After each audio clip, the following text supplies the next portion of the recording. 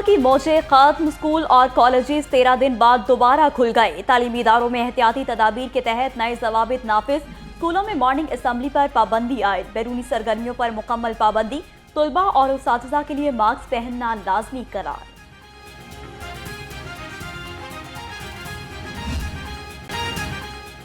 कुदरत मेहरबान, स्मोक की सूरत हाल में बेहतरी। शहर में सूरज आबोताब से चमकने लगा। दुनिया के आलूदा तरीन शहरों में लाहौर दूसरे नंबर पर आ गया। शहर का औसतन air quality index 396 record. DHA phase 5 में शरह आलूदगी 599 से तजावुज। महकमा मौसमियात के मुताबिक आइंदा हफ्ते बारिश होने का कोई इम्कान नहीं।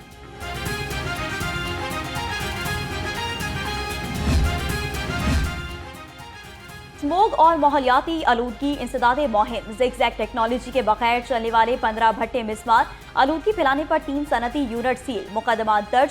सीनियर सूबाई वजीर मरियम औरंगजेब का कहना है कि स्कूल खोल दिए, उसातिज़ा और तलबा मास्क का इस्तेमाल यकीनी बनाए। एक कौम बनकर हम स्मोक से निजात पाएंगे।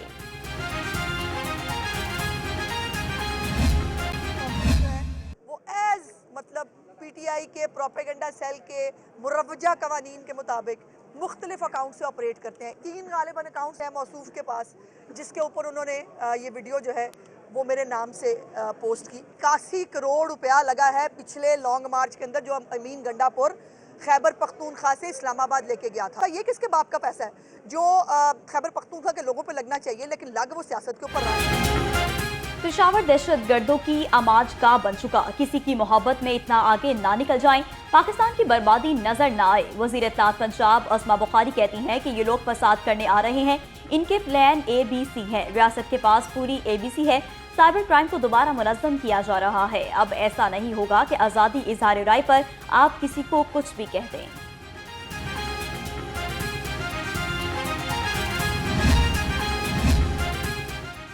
पाकिस्तान तहरीक-ए-इंसाफ की 24 नवंबर एहतजाज की तैयारियां। कारकुनान को मोबिलाइज करने के लिए वर्चुअल जलसे का ऐलान।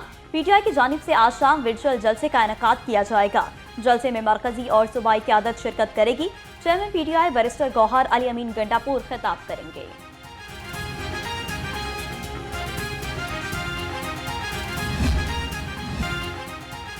सरकारी अफसरान के असासाजात की तफसीलात का इंटरनेशनल मॉनिटरिंग फंड का मुतालिबा मंजूर। ब्यूरोक्रेट्स की असासाजात की तफसीलात फराहम करने के लिए तरीक़ेकार वज़ा करने का फैसला।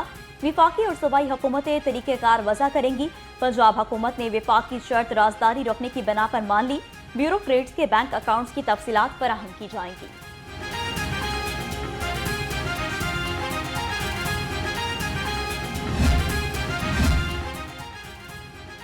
पंजाब हुकूमत का रेवेन्यू स्टाफ की अपग्रेडेशन का फैसला। बोर्ड ऑफ रेवेन्यू पंजाब का सेक्रेटरी महकमा खजाना को मरासला अरसाल। हतमी मंजूरी के बाद तहसीलदारों को ग्रेड 17 और नायब तहसीलदार को ग्रेड 16 दिया जाएगा। पटवारी ग्रेड 9 से 11 में अपग्रेड हो सकेंगे।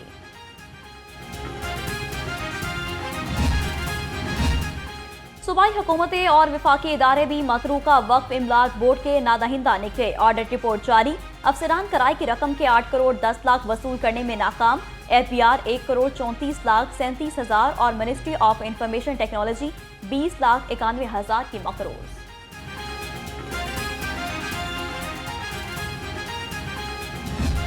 कमी के बाद मुर्गी की कीमत में एक बार फिर इजाफा। चिकन का गोश्त 8 रुपए महंगा, कीमत 490 रुपए हो गई। अंडे 1 रुपया फी दर्जन महंगे, कीमत 345 रुपए हो गई। मार्केट में अंडों की पेटी 2230 रुपए में फरोख्त।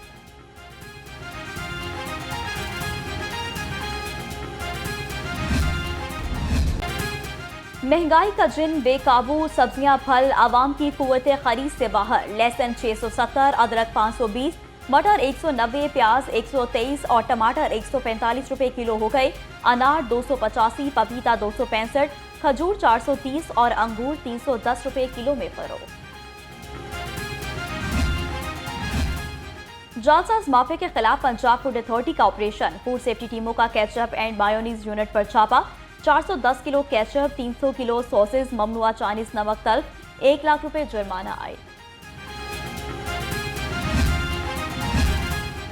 तरक्याती मसूबों में अरबों रुपए की करप्शन और किक बैक्स वसूली का रेफरेंस। चौधरी परवेज इलाही आज भी एहतसाब अदालत में पेश नहीं हुए।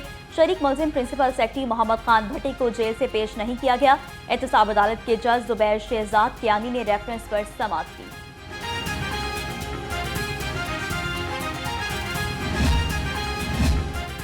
अदाकारा नरगिस पर तशद्दुद का मुकदमा, मुलजिम माजिद बशीर ने मेडिकल चैलेंज।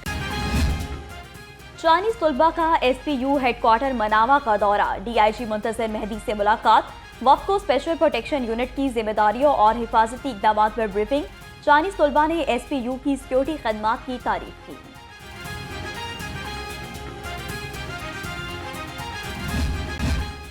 डॉल्फिन कोर्ट जराइम पेशा अनासिर के खिलाफ इन एक्शन, मनावा डॉल्फिन की कार्रवाई, 2 मशकूक मुलजिम गिरफ्तार, मुलजिमों के कब्जे से 3 मोबाइल, नकदी, मोटरसाइकिल और असलहा बरामद, मुलजिम कुर्बान और लाइक थाना मनावा पुलिस के हवाले।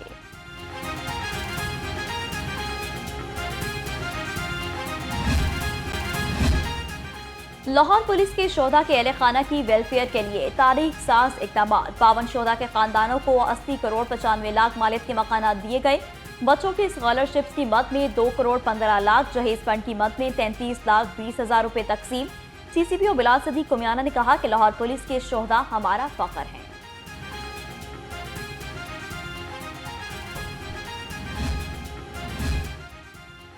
ब्लाइंड T20 वर्ल्ड कप जनूबी अफ्रीका की टीम लाहौर पहुंच गई। जनूबी अफ्रीका इवेंट में अपना पहला मैच मेजबान पाकिस्तान के खिलाफ खेलेगी और इफ्तिताही मैच 23 नवंबर को लाहौर में होगा। शायर और दानिश्वर फैज अहमद फैज को मदाहों से बिछड़े 40 बरस बीत गए। फैज अहमद फैज की तरक्की पसंद सोच आज भी जिंदा, मुतादिद आलमी और कौमी एजाजात से नवाजा गया।